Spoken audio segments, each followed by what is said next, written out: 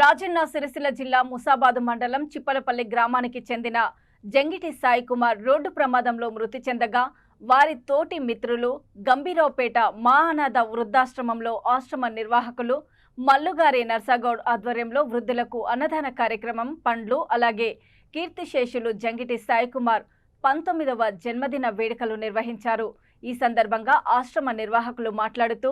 సాయి కుమార్ తల్లిదండ్రులకు వారి తోటి మిత్రులకు మేమున్నామంటూ అన్ని విధాలుగా అండగా ఉంటామని, కొడుకులేని లోటును తీరుస్తామని మిత్రులు అనడం గర్వించదగ్గ విషయమని, చిన్నతనంలో చేతికొచ్చిన కొడుకు కోల్పోవడం చాలా బాధాకరమని అన్నారు। రోడ్డు ప్రమాదంలో ఎవరు మృతి చెందకూడదని ప్రతి ఒక్కరూ హెల్మెట్ ధరించి వాహనాలు నడపాలని కోరారు। ఈ కార్యక్రమంలో ఆశ్రమ నిర్వాహకులు నర్సాగౌడ్, మృతుని కుటుంబ సభ్యులు, తోటి మిత్రులు పాల్గొన్నారు। కీర్తిశేషులు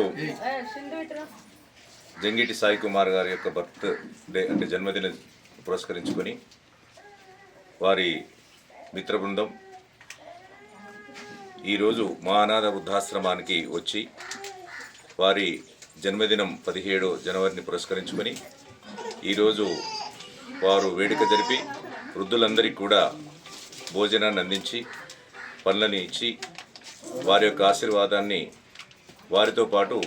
కీర్తిశేషులైనటువంటి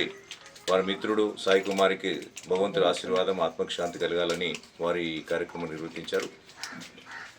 ఈ రోజుల్లో బ్రతికున్నటువంటి స్నేహానికి వెలగట్టేటువంటి పరిస్థితిలో ఉన్నటువంటి యువతరం, అవసరాలతోటి అనుబంధాలు ఉన్నటువంటి ప్రస్తుత సమాజంలో ప్రాణం ఉన్నంత వరకు కాదు, ప్రాణం పోయిన తర్వాత కూడా మీ స్నేహాన్ని విడవమనేటువంటి ఉద్దేశంగా మిత్రులందరూ వారి స్నేహానికి ప్రతీకగా ఎక్కడ ఉన్నా కూడా ఆయన ఆత్మకు శాంతి కలిగి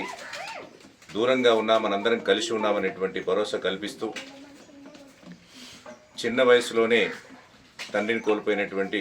చిప్పలపల్లి వాస్తవ్యులు జంగిటి కిషన్ భాగ్యమ్మ గారికి ఆ తల్లిదండ్రులకు కూడా మేమందరము మీ కొడుకు స్థానంలో మీకు ఆనందాన్ని కలిగిస్తాం, భగవంతుడి నిర్ణయాన్ని తప్పించే స్థితిలో మాకు లేకున్నా మీకు కొడుకును లేని లోటును తీర్చకుండా వారి సంతోషంలో వారి యొక్క జ్ఞాపకాల్లో మేము మీకు ధైర్యంగా ఉంటామని చెప్పి ఆ తల్లిదండ్రులకు కూడా భరోసానిచ్చి ధైర్యాన్ని ఇచ్చే విధంగా ఈ స్నేహితులు ఈ విధంగా ఈ కార్యక్రమాన్ని నిర్వర్తించడం చాలా గొప్పగా ఉంది। బంధువులు ఆత్మీయులు అందరూ కూడా వృద్ధాశ్రమాన్ని సందర్శించి ఆ వృద్ధులందరికీ కూడా మరి భోజనం ఏర్పాటు చేసి ఎక్కడున్నా ఏ లోకాల్లో ఉన్నా చిరంజీవి ఆత్మకు శాంతి కలగాలని కుటుంబ సభ్యులందరూ కూడా భగవంతుని ప్రార్థించి వారికి అన్నదానం చేసినందుకు హృదయపూర్వక ధన్యవాదాలు తెలియజేస్తూ ఈ సందర్భంగా